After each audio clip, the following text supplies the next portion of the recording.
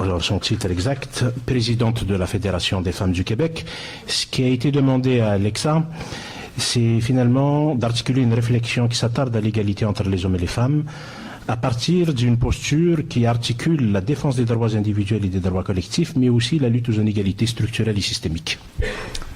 En 15 minutes. Voilà. Je peux voler 2 minutes, Dominique. Alors, puisque en 15 minutes, c'est vraiment impossible de faire tout ce qu'on m'a demandé de faire, je vous dis, fais ma seconde de publicité.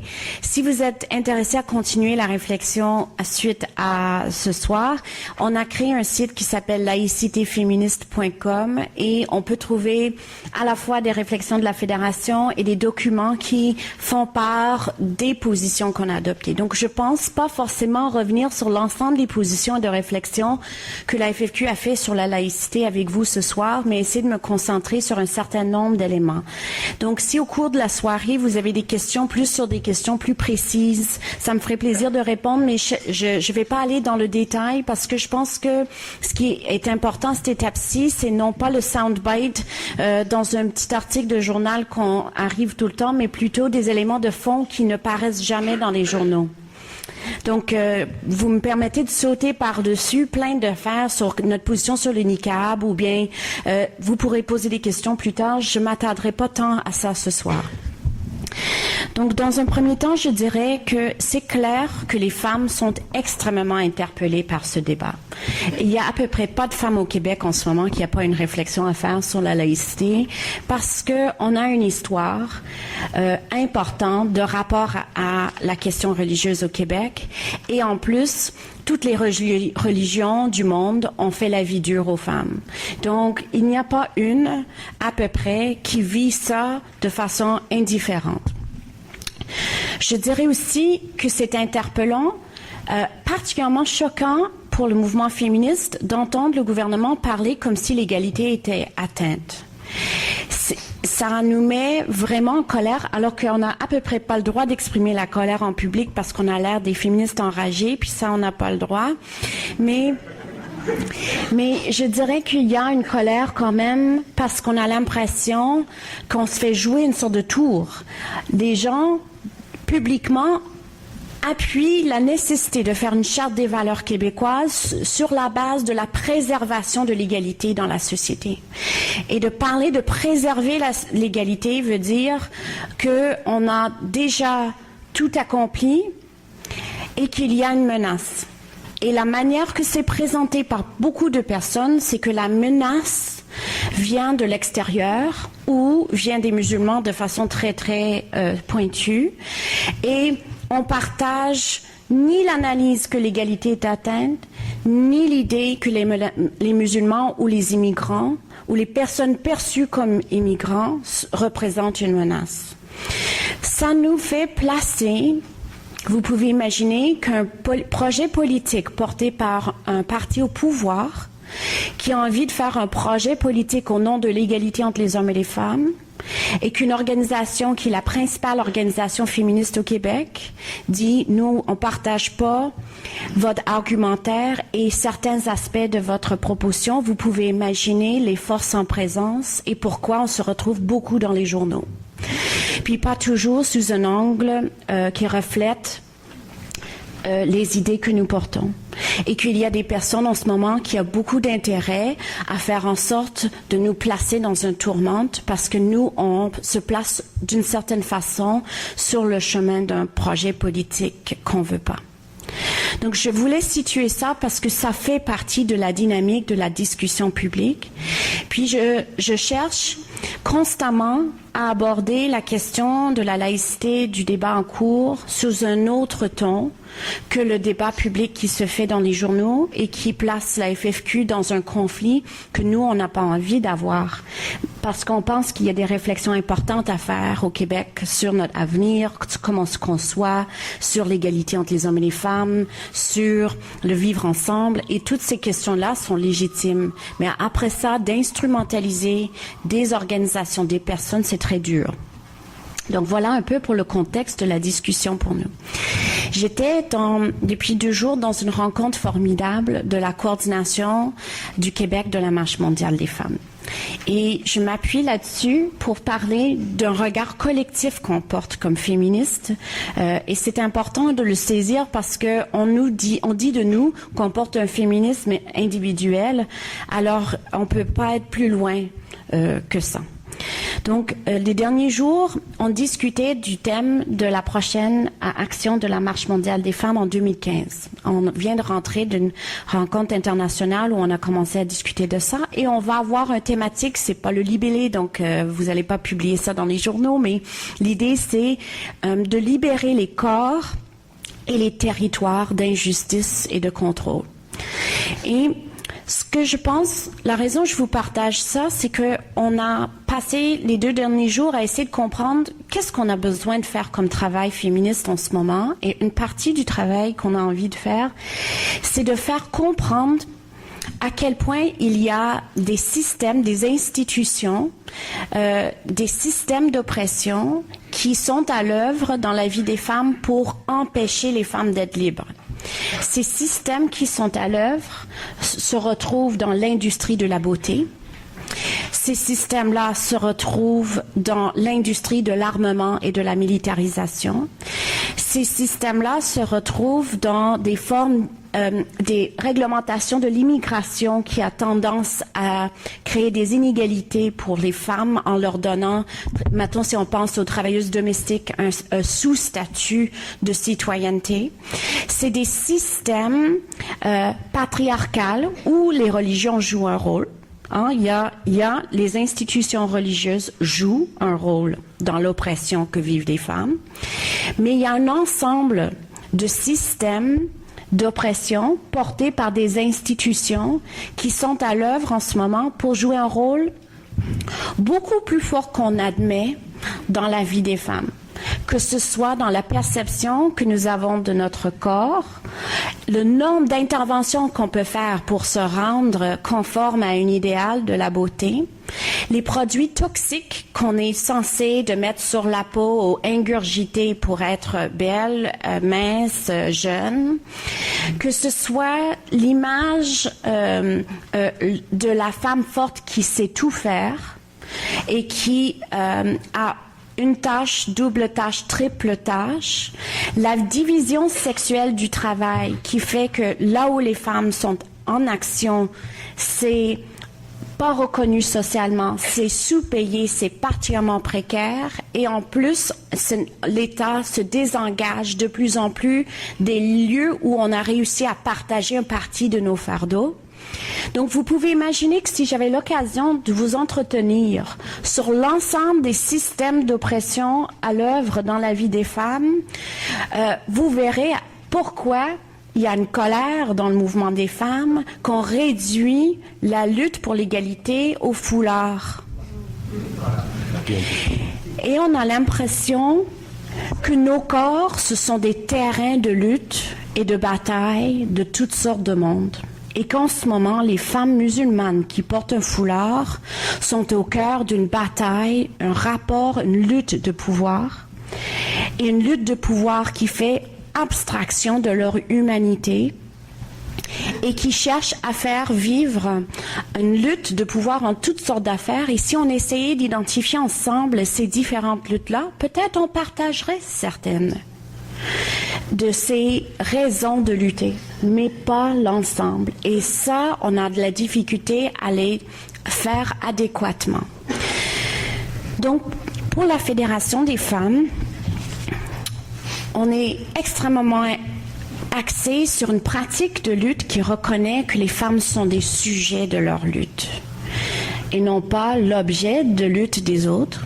Quand on parle de libérer nos corps et nos territoires, on ne demande pas à d'autres de nous libérer. On demande à ce qu'on arrête de nous opprimer. Et nous, on sait comment nous libérer. Et les femmes ont, dans l'histoire, su quels gestes poser, individuellement et collectivement, pour prendre la place qu'il fallait qu'elles prennent au rythme qui était important pour elles. Et ça veut dire qu'on n'a pas été toutes libres à tout moment. On évolue là-dedans. Donc, il y a des moments dans nos vies, même si on vit une vie relativement décente, il peut y avoir des moments où on est moins libre qu'on a été l'année d'avant, parce qu'il y a des choses qui sont arrivées qui nous repoussent à terre. Et ça fait partie aussi d'un projet politique de reconnaître c'est pas une fois libéré et c'est fait pour toute la vie, parce que les systèmes d'oppression continuent d'être à l'œuvre et des situations dans lesquelles on peut être placé fait en sorte que parfois on se sent moins outillé pour être capable d'agir en toute liberté. Une perte de revenus, une violence qui s'exerce contre nous, ça peut changer notre vie du jour au lendemain. Donc, la Marche mondiale des femmes a une perspective qui fait en sorte qu'on travaille contre un système qui s'appelle le patriarcat, un système qui s'appelle le capitalisme et un système qui s'appelle le colonialisme. Et ça me permet, en nommant le colonialisme, que des peuples autochtones en ce moment sont très fâchés de projet de la Charte des valeurs québécoises, parce que on a l'impression qu'on va imposer aussi aux peuples autochtones qui travaillent dans la fonction publique d'avoir à se conformer sur une idée du Québec de qu'est-ce que c'est être une personne citoyenne, alors que les peuples autochtones ne veulent pas faire le détachement entre les symboles de plumes, par exemple, ou de autres, par rapport à leur expression spirituelle et de pensée.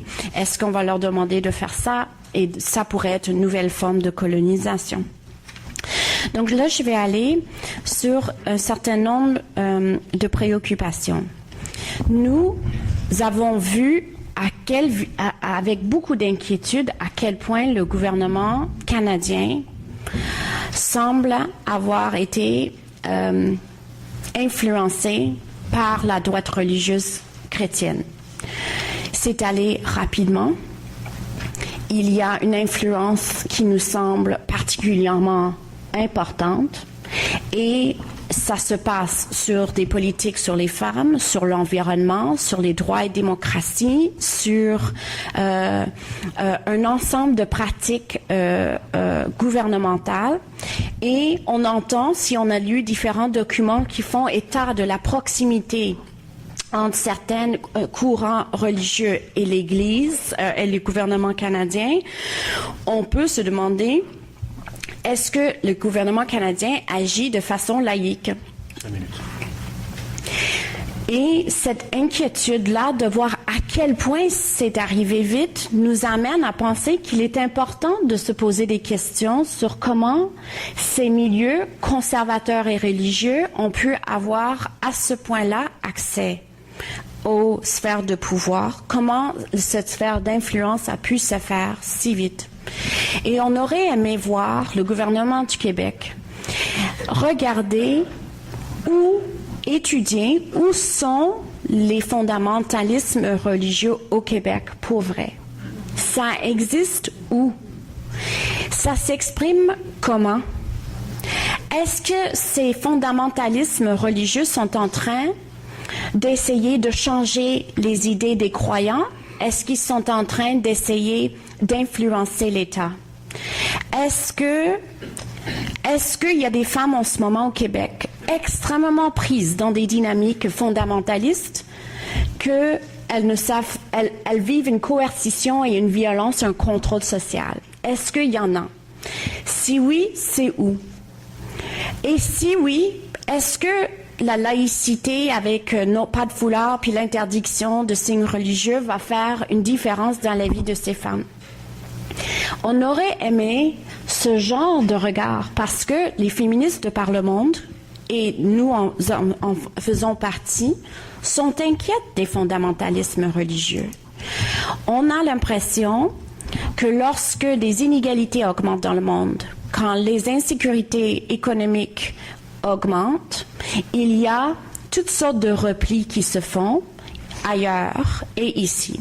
Ces replis-là peuvent être des replis identitaires de part et d'autre.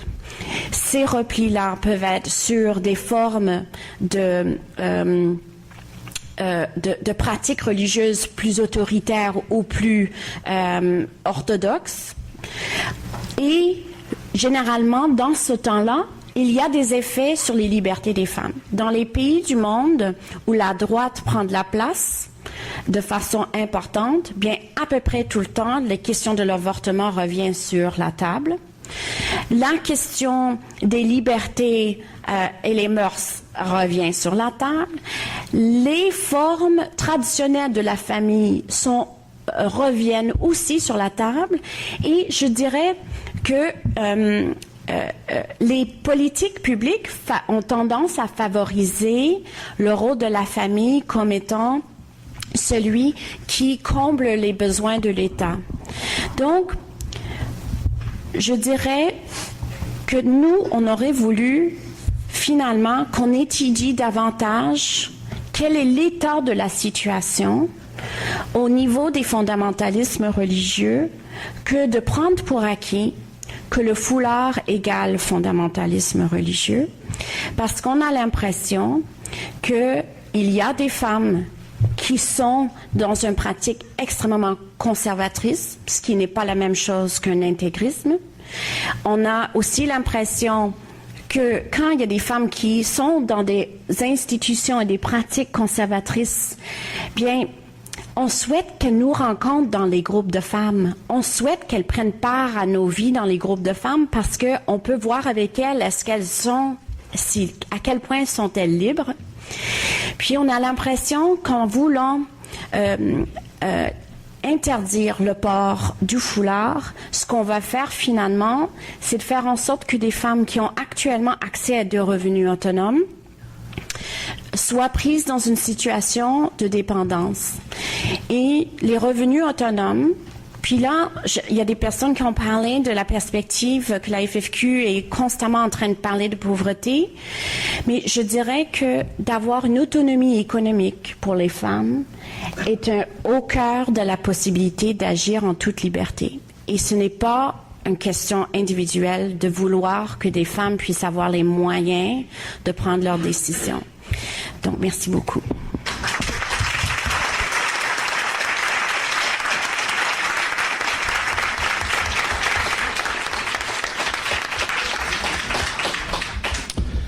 Merci infiniment Alexa Conradi de revenir encore une fois sur ce mythe de l'égalité atteinte, mais aussi de nous inviter à une réflexion qui complexifie l'analyse pour être attentif aux différents mécanismes d'oppression structurelle qui existent dans la société et qui ont un impact, si vous voulez, sur la situation des femmes, mais aussi de nous rappeler quelques-unes des luttes que vous menez à la FFQ et les luttes collectives dans lesquelles vous vous inscrivez, dans lesquelles précisément il y a un impact réel en termes de gains collectifs pour les femmes.